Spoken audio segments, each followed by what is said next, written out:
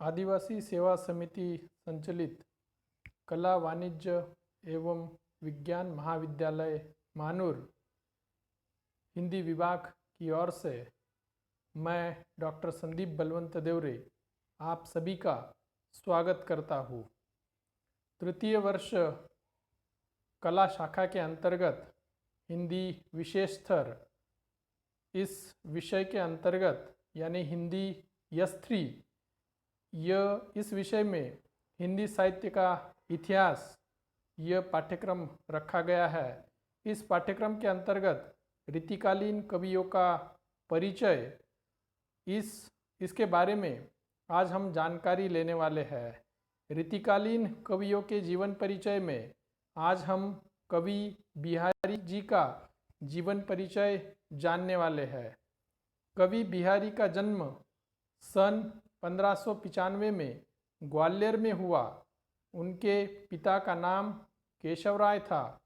कवि बिहारी महाराजा जयसिंह के आश्रित दरबारी कवि थे। कवि बिहारी ने बिहारी सतसई नामक की रचना सन 1662 में लिखी। इस एकमात्र रचना ने बिहारी को रीतिकाल के प्रमुख कवि होने का गौरव प्राप्त कर दिया है। बिहारी सतसई में कुल 713 दोहे हैं। कवि बिहारी रीति परंपरा के अंतर्गत रीति सिद्ध कवियों के रूप में जाने जाते हैं, क्योंकि उन्होंने किसी प्रकार का लक्षण ग्रंथ नहीं लिखा और न ही काव्य शास्त्रीय सिद्धांतों का विवेचन किया। इसके बावजूद उनके काव्य में छंद, अलंकार, नायिका भेद, रस, ध्वनि आदि के उदाहरण मिलते हैं। कवि बिहारी की साहित्यिक भाषा ब्रज है। कवि बिहारी मूलतः श्रृंगारी कवि थे। उन्होंने भक्ति, नीति और श्रृंगार परक दोहों को लिखा है।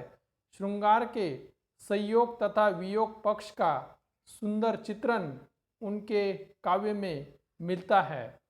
कवि बिहारी ने प्रकृति का आलंबन रूप में षड ऋतुओं का वर्णन किया हुआ है। दोहा और सोरठा छंद का प्रयोग उन्होंने अपने काव्य किया हुआ है।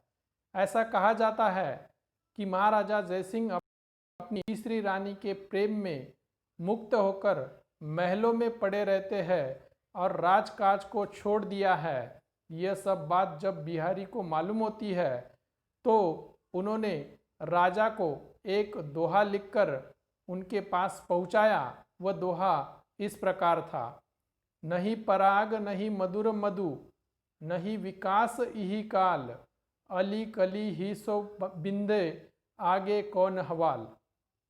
इस दोहे में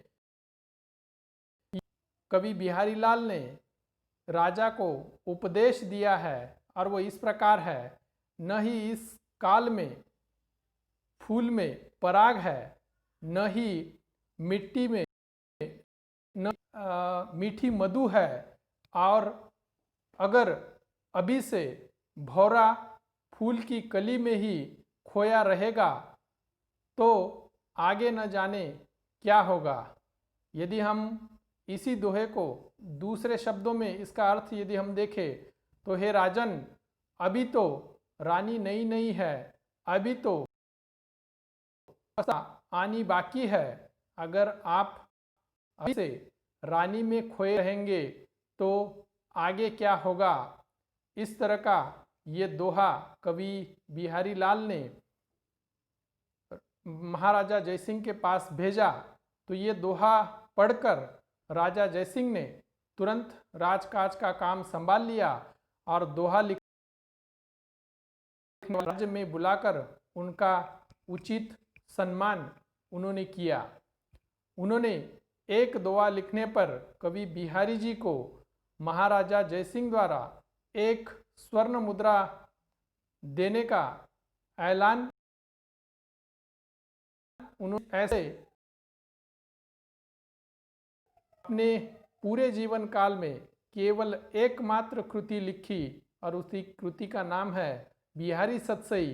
इसके अलावा कवि बिहारी लाल ने दूसरी साहित्य कृति नहीं लिखी है, फिर भी रीतिकालीन कवियों के अंतर्गत कवि बिहारी लाल का जो नाम है वो बड़े गौरव के साथ यहाँ पर लिया जाता है, क्योंकि बिहारी सतसई ये जो कृति है तो इस कृति को उन्होंने अपने मृत्यु से ठीक 1 साल पहले लिखा था और उसके 1 साल बाद कवि बिहारी लाल की मृत्यु हो गई। तो ऐसी कवि बिहारी लाल की सतसैया कहा जाता है कि सतसैया के दोहरे जस नावक के तीर देखने में छोटे लगे घाव करे गंभीर। तो ऐसी ये बिहारी सतसई कवि बिहारी द्वारा लिखी हुई ये बिहारी नाम की